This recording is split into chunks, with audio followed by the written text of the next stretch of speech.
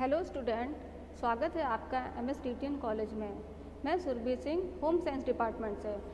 आज की आपकी क्लास BA सेकंड सेमेस्टर से है और जो आपका टॉपिक है वो है टाइम मैनेजमेंट। इसके पहले की अगर आपने क्लास देखी होगी तो उसमें मैंने टॉपिक लिया था रिसोर्सेस यानी साधन। तो देखिए साधन कितने प्रकार के होते हैं। एक साधन होता है मानवीय और एक साधन होते हैं अमानवीय। तो हमने देखा था उसमें कि मानवीय साधन के अंतर्गत समय था, तो आज इसीलिए मैंने समय व्यवस्थापन को लिया है। तो आज हम लोग अपनी इस लेक्चर में जितने भी हो सकेंगे वो समय व्यवस्थापन को कवर करेंगे, डिस्कस करेंगे। और अगर नहीं होगा तो मैं फिर अपनी अगली क्लास में फिर से हम इसी को ही पढ़ाएंगे, क्योंकि इसके बहुत सारे जो समय व्यवस्थापन है बहुत ज़्यादा इम्पॉर्टेंट है और इसके काफ़ी क्वेश्चन जो होते हैं वो पेपर में आते हैं। तो देखिए समय, सबसे पहले हम लोग ये देख लेते हैं कि समय व्यवस्थापन है क्या। तो समय एक बहुत ही ज़्यादा महत्वपूर्ण साधन है। हर आदमी के पास 24 घंटे का समय होता है, चाहे व्यक्ति अमीर हो चाहे वो गरीब हो, सबके पास 24 घंटे का समय है और इसी समय में उसको अपनी क्षमता के अनुसार अब अपनी आवश्यकताओं की पूर्ति करता है। तो देखिए परिवार के लिए, सभी के लिए समय जो होता है वो बहुत ही ज़्यादा अमूल्य है। तो देखिए सबसे पहले हम लोग ये देख लेते हैं कि पुअर रिचर्ड जी ने क्या कहा है। देखिए पुअर रिचर्ड जी ने कहा है कि अगर आप अपने जीवन से प्रेम करते हैं तो आप अपने समय को व्यर्थ ही नष्ट ना करिए, क्योंकि समय ही ऐसा है जिससे जीवन का निर्माण हुआ है। देखिए बहुत ही अच्छी बात उन्होंने कही है कि जो अगर आप वास्तव में अपने जीवन से प्रेम करते हैं तो आप अपने समय को नष्ट ना करिए। अगर आप किसी भी प्रतियोगी परीक्षाओं की तैयारी कर रहे हैं या आप किसी भी चीज़ की तैयारी कर रहे हैं तो उसमें आप अपने समय को नष्ट ना करिए, उसमें उसका पूरा का पूरा उसे यूटिलाइज करिए और उसमें आप सफलता को प्राप्त करिए। तो देखिए ये तो एक व्यवहारिक सी बात हो गई। आगे हम लोग देखते हैं समय व्यवस्थापन में। तो समय व्यवस्थापन में ये तो आपको पता चल गया कि समय एक सीमित मात्रा में ही होता है और इसी सीमित मात्रा में सबको अपने क्षमता के अनुसार आवश्यकताओं की पूर्ति करनी होती है। तो क्योंकि हम लोगों का ये होम मैनेजमेंट में है तो हम लोग देखेंगे कि गृहिणी इसमें समय व्यवस्थापन में किस प्रकार से कार्य करती है।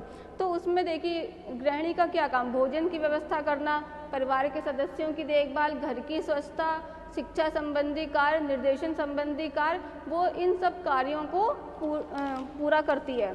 इसके बाद देखिए हमने एक और इसमें टॉपिक लिखा है कि पारिवारिक जीवन चक्र की विभिन्न अवस्थाओं में समय की क्या क्या मांग होती है।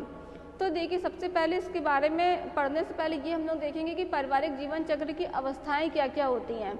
वैसे मैं आपको बता दूं कि पारिवारिक जीवन चक्र की अवस्थाओं का एक पूरा चैप्टर है जो मैं बाद में बताऊंगी। अभी मैं सिर्फ आपको ऐसे ही बता दे रही हूँ कि पारिवारिक जीवन चक्र की अवस्थाएं जो होती हैं वो 5 होती हैं। प्रथम अवस्था, द्वितीय अवस्था, तृतीय अवस्था, चतुर्थ अवस्था और पंचम अवस्था। तो जो प्रथम अवस्था होती है उसमें जब नव दंपत्ति जो होती है अपने वैवाहिक जीवन में प्रवेश करते हैं।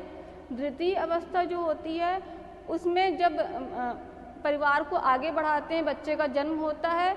इसके बाद तृतीय अवस्था जो होती है उसमें जब बच्चा स्कूल जाने लगता है उसकी आगे की अवस्था होती है।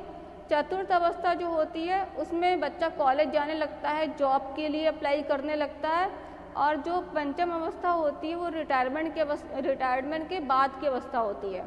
तो देखिए सबसे पहले जो प्रथम अवस्था है जिसमें नव दंपत्ति जो होता है वो वैवाहिक जीवन में प्रवेश कर रहा होता है तो उस समय उसके पास समय की मांग कम होती है। जब द्वितीय अवस्था जो होती है, जब बच्चे का जन्म होता है तो उसके लालन पालन, उसके पोषण में उसमें समय की मांग उसकी बढ़ जाती है। फिर जो तृतीय अवस्था होती है, जब बच्चा स्कूल जाता है तो उसमें भी गृहिणी के पास जो होती है वो समय की मांग अधिक होती है। इसके बाद जब चतुर्थ अवस्था आती है तो बच्चा बाहर पढ़ने के लिए चला जाता है, जॉब के लिए चला जाता है, कॉलेज कर रहा होता है तो उसमें उसके पास समय की मांग कम हो जाती है, क्योंकि जब बच्चे बड़े हो जाते हैं तो वो भी थोड़ी थोड़ी हेल्प करने लगते हैं। इसके बाद जो पंचम अवस्था होती है, जो रिटायरमेंट के बाद की अवस्था होती है, उसमें सबसे कम समय की मांग होती है। ठीक, तो ये हो गया आपका पारिवारिक जीवन चक्र की विभिन्न अवस्थाओं में समय की मांग। इसके बाद जो नेक्स्ट है हमारा समय दर्शन। तो देखिए सबसे पहले हम लोग देखेंगे कि समय दर्शन क्या होता है। तो व्यक्ति के लिए मनोवैज्ञानिक में समय का क्या अर्थ है। तो इसमें यह होता है कि समय का बीतना मतलब समय कितनी तेजी से व्यतीत हो रहा है या समय कितने धीमे से व्यतीत हो रहा है। तो इसके एक एग्जाम्पल के द्वारा मैं आपको बताना चाहूँगी कि देखिए जब कोई भी स्टूडेंट जब परीक्षा दे रहा होता है, हॉल में बैठा होता है, परीक्षा दे रहा होता है, तो जो 3 घंटे का समय होता है उसको लगता है कि 3 घंटे कैसे चले गए पता ही नहीं चला। और वही कोई अगर व्यक्ति हॉस्पिटल में है तो वो उसको लगेगा कि समय बीत ही नहीं रहा है ना। एक एक घंटा उसको लगेगा, उसको एक एक घंटा एक एक मिनट उसको लगेगा कि कितना ज़्यादा है, कितना टाइम हो रहा है, मतलब समय बिल्कुल बीत ही नहीं रहा है। और इसी तरीके से अगर एक विद्यार्थी परीक्षा दे रहा हो तो उसको जैसा लगेगा कि 3 घंटे कितनी जल्दी से चले गए।